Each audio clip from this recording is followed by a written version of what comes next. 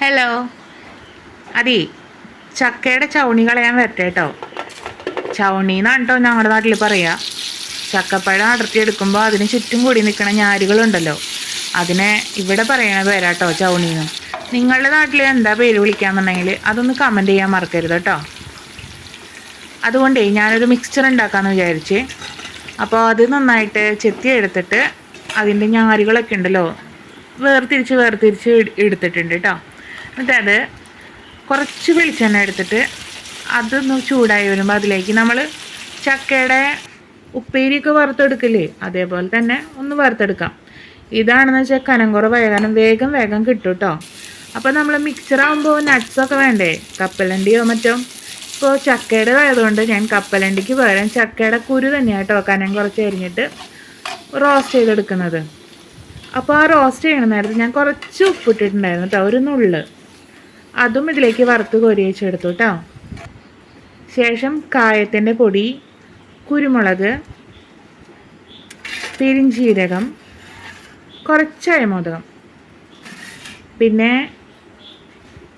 വെള്ളുള്ളി,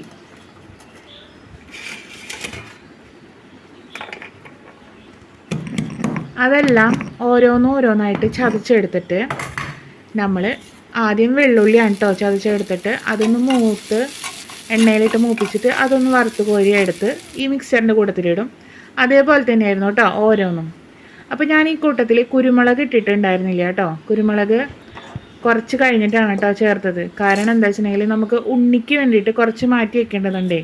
അപ്പോൾ എരിവുള്ളതൊന്നും പറ്റിയല്ലോ. അപ്പോൾ അതിന് വേണ്ടിയിട്ട് നമ്മൾ കുറച്ച് ആദ്യം മാറ്റി വെച്ചിട്ടാണ് കേട്ടോ കുറച്ച് കുരുമുളക് പൊടിച്ചതിട്ടത്, പേരിന് മാത്രം. അപ്പോൾ നമ്മൾ അതൊരു പാത്രത്തിലേക്ക് ഇട്ടിട്ട് ഈ പാത്രം കൊണ്ട് തന്നെ ഒന്ന് ചാടിച്ചെടുക്കാണ് കേട്ടോ ചെയ്യണത്. കുറച്ച് നുള്ള്, അതായത് ആ കണ്ട അത്രയ്ക്ക് തന്നെയാണ് കേട്ടോ, ഒരു നുള്ളു ഉപ്പാണ് ഇട്ടിട്ടുള്ളത്. കൂടാനും പാടില്ല, കുറച്ച് കുറഞ്ഞാലും കുഴപ്പമില്ല കേട്ടോ. കൂടാണ്ട് കുറച്ച് ഉപ്പിട്ടിട്ട് അതോട് തന്നെ ഒന്ന് മറിച്ചെടുക്കുകയാണ് ചെയ്തത് കേട്ടോ.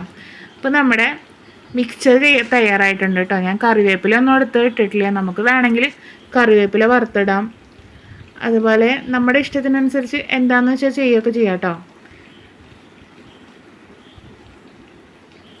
നല്ല ടേസ്റ്റ് ആട്ടോ, നല്ല കനം കുറവാണേ, വളരെ കനം കുറവായത്. വായിലിട്ട് കഴിഞ്ഞാൽ ഒന്ന് കറുമുറ് വയ്ക്കാനുള്ള പോലും ഇല്ല, വേഗം തീരുകയും ചെയ്യും കേട്ടോ. ഇങ്ങനെ ഒന്ന് ട്രൈ ചെയ്ത് നോക്കിയിട്ട് ഫീഡ്ബാക്ക് അറിയിക്കാൻ മറക്കരുത് കേട്ടോ. ഇതാകുമ്പോൾ ചക്കയുടെ മുള്ളും മടലും മാത്രമേ കളയാനുണ്ടാവുള്ളൂ കേട്ടോ. സബ്സ്ക്രൈബ് ചെയ്ത് ലൈക്ക് ചെയ്തും സപ്പോർട്ട് ചെയ്യാൻ മറക്കല്ല കേട്ടോ കൂട്ടുകാരെ.